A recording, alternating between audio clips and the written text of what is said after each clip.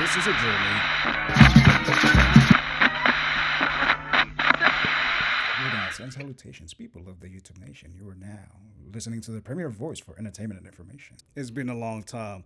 I shouldn't have left you without a good video to get through. But after watching Blue Lock, I decided to watch every association football anime ever made because why not, right?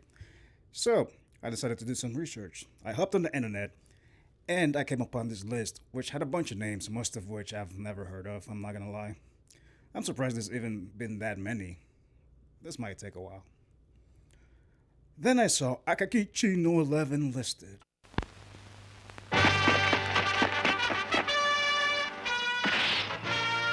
Akakichi no 11!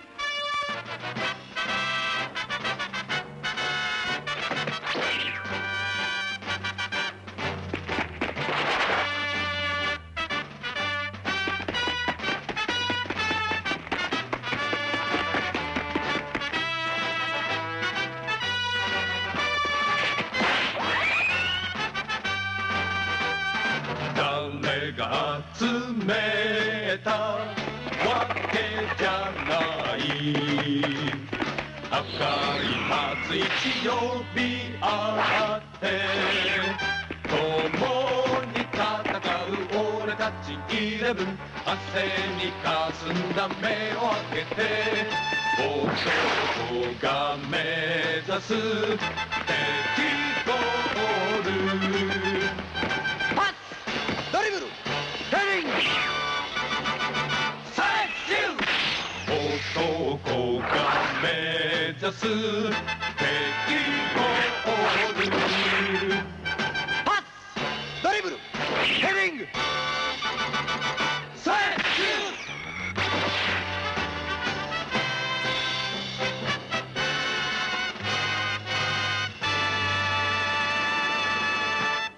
For those of you that don't know, there's this meme going around of this crimson chain looking mofo with his hand on some dude's shoulder. By the way, they like to do this a lot throughout the show. And it has been remade to mean, who's gonna tell him? Which is funny to me, I'm not gonna lie. I didn't even know the meme came from that anime. It was just a coincidence. I was gonna watch it anyway. And upon further review, this anime is based off of a manga that came out in 1970. It is the first ever manga / anime dedicated to the sport of football. And by the way, of course I mean actual football and not just American hand egg. Did I stutter?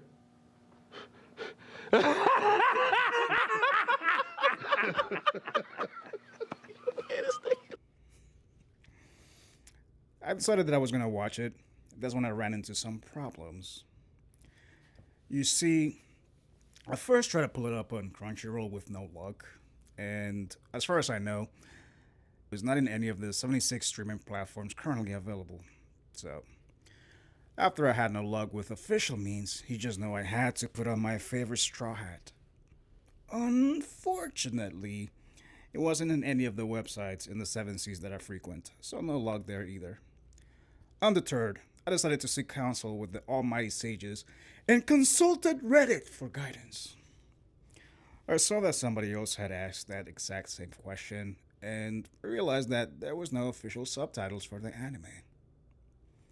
At that point, I fell to my knees at a parking lot.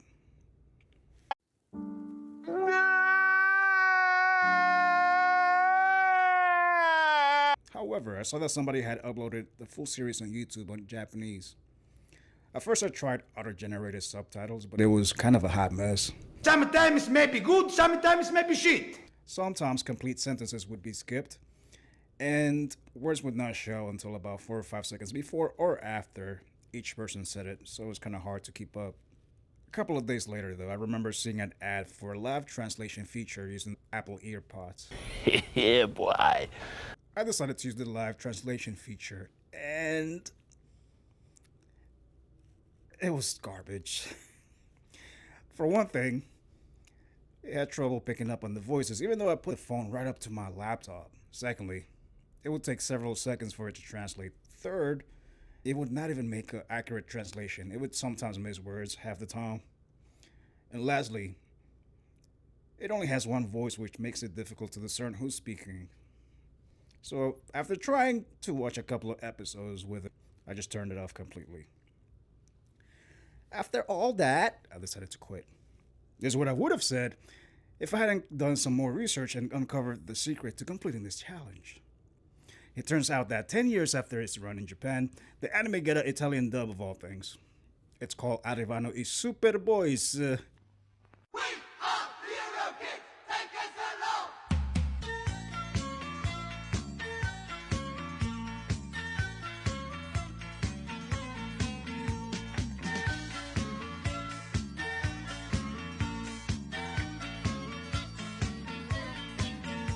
Now it's 1980, been waiting so long. Oh, this is a good year. White football and song. Everyone get ready. Now we're going to see the best goals in football made in Italy.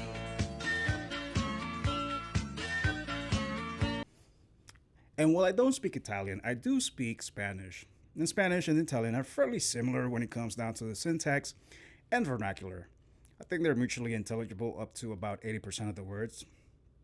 And that tracks. You can pretty much understand Italian if you pay attention as a Spanish speaker. At least the standard version of it anyway. I'm not talking about like some other variations. So with renewed hope, I was able to watch the whole thing in Italian. Where, you ask? In archive.org. As it turns out, it has the whole series in Italian. So with that out of the way, let's get back to our regularly scheduled programming. Now, Akakichi no 11 is a coming-of-age anime about this at-risk youth named Shingo Tamai. よ、さっきから見てりゃ随分態度がでっかいじゃんかよ。名前はなんてんだい。よっこそ聞いてくれちゃいましたね。おひけらすっててめえ小国関東の生まれでござんす。巡り巡ってここにわらじを逃していただきやす。清は玉井縄信号、皆々様よろしくお願いいたしやす。玉井信号？やろう、調子のいいことを抜かしやがって。それだけごたこを並べるからにはちった自信はあるんだろうな。ああ、大ありのコンコンチキよ。東京の下町の中心じゃちょっくらサッカーで鳴らしたんでね。あるわよ、キックなら誰にも負けねえぜ。おめえ、まさかこのクラスのボスになろうってんじゃねえだろうな。どうかな、ぐるっと見回したところでこの玉井慎吾さんより強そうなやつは全然見当たらねえじゃんか。なんだと？あの野郎！へへ、お気の毒様。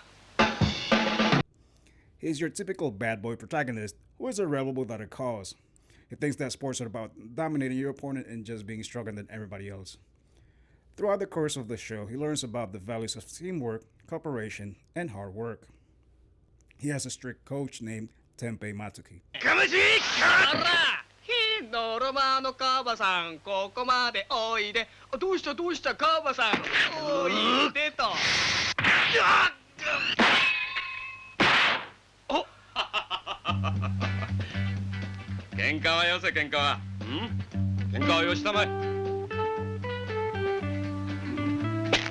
なんだなんだい、これから世紀の大勝負が始まるってのによ、よそ者を引っ込んだらい。世紀の大勝負か。まあとにかく喧嘩はやめろ。くだらん喧嘩をして何になる。それに俺はよそ者ではない。今日から喧嘩の仲裁も給料のうちだ。何？俺の名は松木天平。お前たちの体育教師としてたった今赴任してきたところだ。ま、よろしく頼むよ。体育教師だと？カバ、聞いたか？知らんな。喧嘩などのエネルギーがあるならどうだ、お前たちこれをやらんか。サッカーだ。サッカー？サッカー？サッカー？サッカー？サッカーね。サッカーだってよ。いいか、この学校はできたばかりの寄り合い状態だ。お前たちはまだ心から心へ伝え合うものを持たん。だから喧嘩も起きる。サッカーはパスのスポーツだ。他人からボールを受け他人に渡す、伝える、伝えられる。この伝達ということこそ諸君らに最も必要な精神だ。へん、伝達？サッカーは理屈じゃねえよ。何？ボスさ、ボスが一人いりゃいいんだ。伝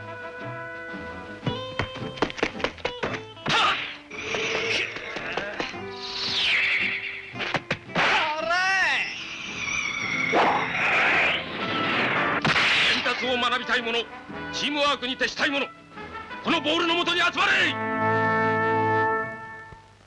So the first few episodes is about them clashing. One time they actually fought physically, which I found funny. やるか。ああ、もういい。残念だが二人とも見たとこ大したことはなかった。所詮痩せ馬の先っ走りというやつだ。二人ともサッカー部には入らんと言ったが、ああ結構、こちらもその二人には用はない。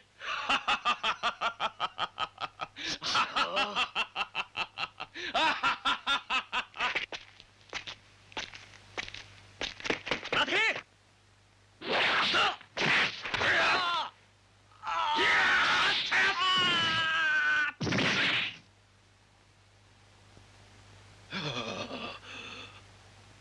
まあ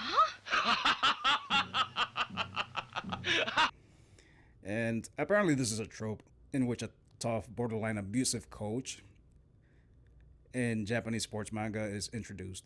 I don't remember seeing it in a lot of the anime I watched growing up, like Slam Dunk, but that's another story. Right off the bat, we learn that the coach is the former goalkeeper of the Japanese Olympic football team that won bronze medals at the 1968 Summer Olympics. By the way, that's something that's actually happened. Japan did win bronze, aka third place, in the 1968 Summer Olympics. They were in Group B and finished second above Brazil and Nigeria. Mind you, it has to be said that all of these players were under 23s, so it's not like they beat the likes of Pelé, Rivellino, and Jarzinho, the core of the squad that would dominate the World Cup a couple of years later. Still, it was fairly impressive considering that Japanese football was strictly amateur at that time. Japanese football would not become professional until 1993, I believe, which is when the J League was introduced. Before that, you had these weird franchises where employees from companies would play in a team. That's how you had teams such as Mitsubishi Motors or Hitachi. Yes, the same Hitachi that makes your mom's favorite massage wand. Hey yo. It wasn't like Bayer or for Leverkusen, where workers themselves organized and formed athletic clubs in order to improve their health and morale. It was essentially the mid 20th century equivalent to what Red Bull is doing, just using their money in order to get some free advertising. Sports is just a means to an end. But anyway, I digress. So Tenpei Matsuiki was a fictional character who was the goalkeeper for the Japan team in this manga version. Apparently he retired after getting a bad injury and decided to become a gym teacher at a local high school on the outskirts of Tokyo. So good for him. Couldn't be me though. You also have other characters such as Ohira, who is another at-risk youth, Ryoko, who is the obligatory love interest as well as the team manager. And then you have multiple rivals, right? You have Misugi, who is a genius.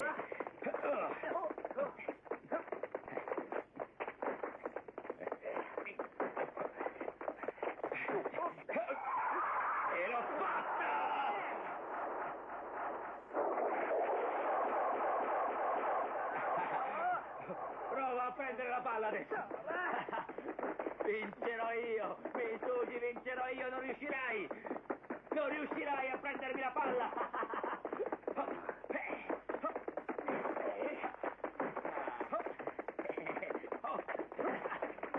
Vincerò io. Non riuscirai più a prendere la palla.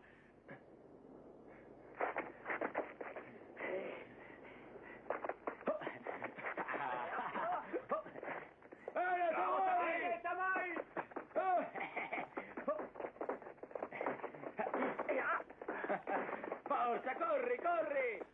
Tamai, stai calmo, per oggi basta. Eh? Grazie mille per avermi mostrato i tuoi punti deboli. Cosa? Certo, ci rivedremo un'altra volta in campo. Yamagata, who is the Donkey Kong looking mofo with the long ass chin.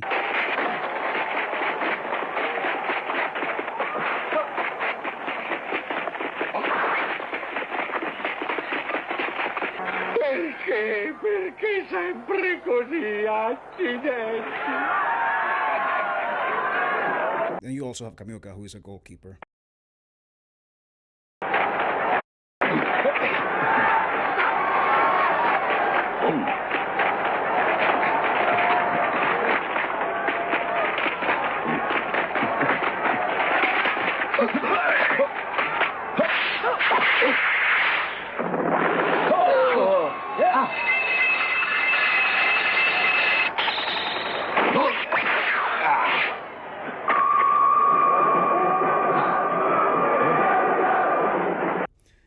Then there's Ken Santos.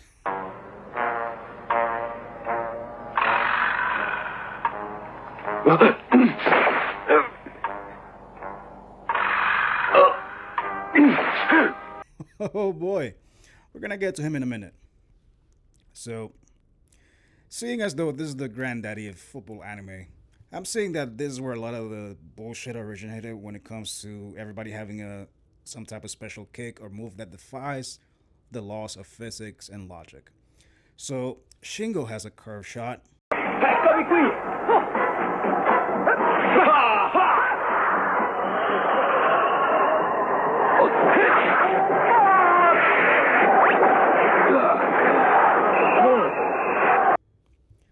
Mitsugi has a powerful shot.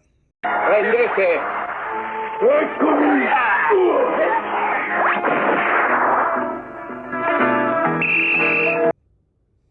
And Yamagata has the same shot that Tsubasa, or as I know him, Oliver Atom has, which is this falcon shot or eagle shot, however they call it, where he does this weird back heel thing, but the ball moves forward. I don't know. And it goes really high up in the air, stops in the middle of the air, sways back and forth, spikes violently into the ground, stops there, and then it goes into the goal. It makes me irrationally angry. Look at this. Look at this. Diavolo, ha una faccia lunga e un tiro ancora più lungo. Eccolo!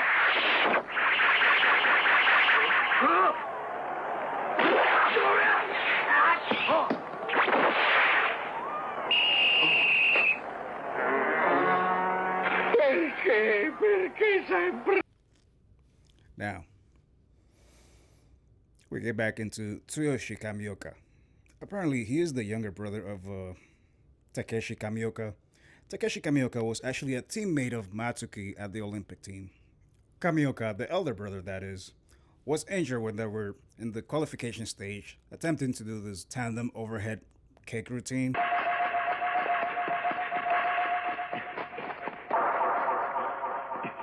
Stiamo giocando per la classificazione delle Olimpiadi.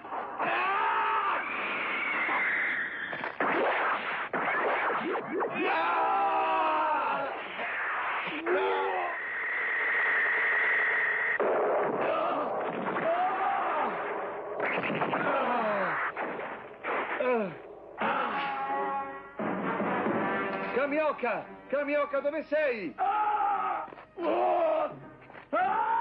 Kamioka! Cosa hai fatto? Sei ferito? Rispondimi! Kamioka! By the way, it's weird that they keep mentioning that Matsuki was a keeper, yet we never see him playing as a keeper in the flashback. He was playing as a midfielder, but whatever. So they both went for the ball, but Matsuki missed and kicked Kamioka's legs instead. Apparently he was crippled after that. And even though it was an accident, Kamioka vowed to avenge his fate. He swore hatred towards Matsuki and taught his younger brother, Tsuyoshi, the same. So by extension, Tsuyoshi Kamioka hates not only Matsuki, but also his pupil, Shingo Tamai. Yeah, I swear Captain Tsubasa / Super Campeones actually makes a little bit more sense compared to this, but I don't know how much was lost in translation.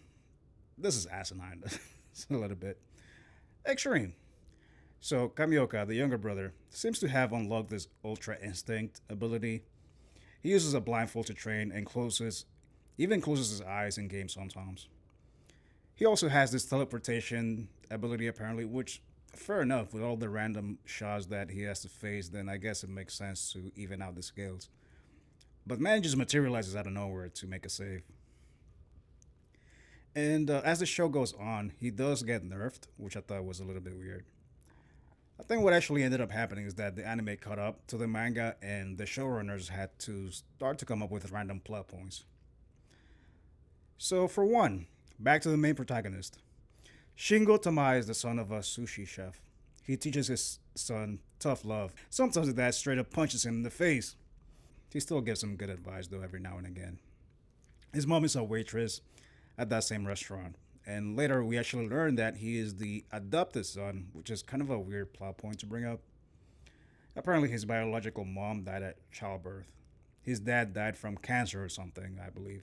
They didn't really specify. Or maybe they did, but like I said, sometimes it's hard to discern because I was listening to the Italian dub of a damn near 60-year-old anime. I assume it was cancer though because the bio dad did mention that he was in Nagasaki in 1945, which means that he was there when the US dropped the nuclear bomb. And as an aside, that would also most likely mean that Shingo will have cancer as well, but that's another story. The bio dad was apparently an artisan and made footballs. I think they were going for like a poignant story about inherited will, but to me it just seemed a bit silly. Like the man worked with balls for a living. What do you mean by that? It's not quite the same as he actually played the game. Whatever though. But after it was revealed that his bio dad left him this memento, he takes the ball everywhere and he goes and even talks to it, which again is another plot point that Captain Tsubasa straight up stole about, oh, the ball is my friend. But all that being said, I'm 95% sure that the angle about Shingo having a dead father is from the manga. What isn't from the manga, though, is everything that comes after episode 36, I believe. Around episode 37 or 36, they introduced this Brazilian player by the name of Ken Santos, and oh boy! So mind you, this is around December 1970 / early 1971, so Pelé had just led Brazil to a third World Cup in 12 years. That is 3 out of the last 4 tournaments that had been won by Brazil. It had been pretty much established that Brazil was kind of good at this football thing. So they introduced this random black Brazilian character who was apparently looking for his mom since he is half Japanese. And he becomes the final rival for the last third of the show. I'm kind of conflicted about this character. On the one hand, I'm glad they didn't give him Mr. Popo's lips. On the other hand, he's the only character in the show that we see eating fried chicken. Hey, bro, come on now, dog. Come on, man. Everyone usually eats sushi or soup or something. Later in the season, we see him getting a coconut, or what I think is a coconut anyway. Either that or a papaya. At least it was not a watermelon, man. I would have been pissed if it was, I'm not gonna lie. So, him and Shingo meet up, and of course, Shingo wants to test himself against the best in the world, right? And they establish, like we said before, that Brazil is the best. So they have a contest/duel. Throughout the show, they have these different contests. Sometimes it's simple as a penalty shootout, but again, in the latter half of the show, after it caught up with the manga, it just kind of like jumped the shark. So it's sort of devolved into this weird game of dodgeball where they were just trying to kick the ball as hard as possible toward each other, hoping to knock each other out. It was weird, right? And this is where Shingo actually broke his leg. Santos kicked the ball hard towards his leg, and it ended up getting broken. Now, balls today are fairly soft, right? They can still give you a concussion if you put your face in the middle of it, but they're not nearly as heavy as balls were like 50 or 60 years ago because they used to be made out of leather. That is true. That being said, I don't think the ball is strong enough to break your leg like Shingo's leg got broken. Or maybe I could be wrong. So anyway, he ended up getting an operation, and the doctor said that he might never play football again. That is actually where the meme came from. The context is that he's trying to recuperate his strength, but the doctor said that he can't kick the ball yet. The other two, Yamagata and Mitsugi, are trying to get him to demonstrate his famous shot, but Shingo explained that the doctor said that he's not ready yet. Out of the context, it's pretty funny though. So yeah, now you know where the meme comes from. And knowing is half the battle. G.I. Joe! Now, Ken Santos is apparently coached by Pelé. Because why not? Mind you, I don't think Pelé even gave his okay to appear in this show, but they didn't mention him by name and everything. Like, in real life, Pelé was not even retired yet. Whatever, though, I guess copyright hadn't been invented in Japan in 1970. So he arrives by plane in order to retrieve his student. After a series of events, Pelé coaches the Santos youth team, or whatever the name was, against Shingo's high school team. The Brazilian team absolutely trounces the high school team. Like, literally. They were physically assaulting them. They were low-key playing dirty. High-key playing dirty, right? I thought I was watching a CONCACAF or CONMEBOL World Cup qualifying the way these two-footed leg breakers with knees to the gut were flying. I did not see the difference. I did not see the referee pull out not one yellow card during that whole exchange. That was weird. Or even whistle for a foul at least. So anyway, after all that, Matsuki and Pele decided that they would have a rematch at some point, and Shingo got back to the weight room.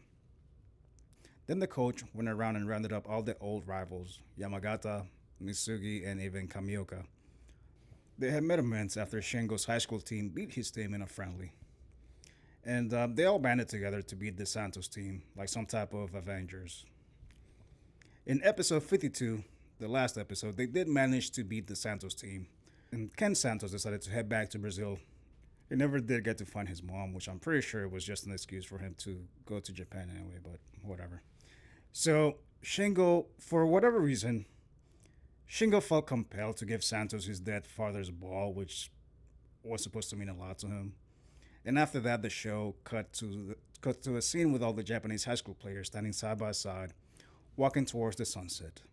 The end. So yeah, that was Akakichi no 11. That was Akakichi no 11. I probably wouldn't really recommend most people look up this anime. I don't even know where that first person to pull up that meme got it from. It's really 10 out of 10 tier meme pool, but it's really obscure. So after I watch every anime, I will make a top 7. I don't even think this is going to feature then. Accessibility is simply not there. Too many hoops. I had to jump through way too many hoops to watch this thing. Not only that, but the animation quality is garbage. I'm not expecting Disney quality levels of fluidity, but as the show went on, I feel like they just didn't care anymore. Look at this right here. I mean, as part of the anime history, and more specifically, association football anime history is very interesting, but I would not recommend most people watch it. And with all that being said, I go by Omar Arpaner, aka Arpanade, aka your pro lefty teacher. I know you have a lot of choices when it comes to Tom, so thank you for flying Arpaner tonight. Peace.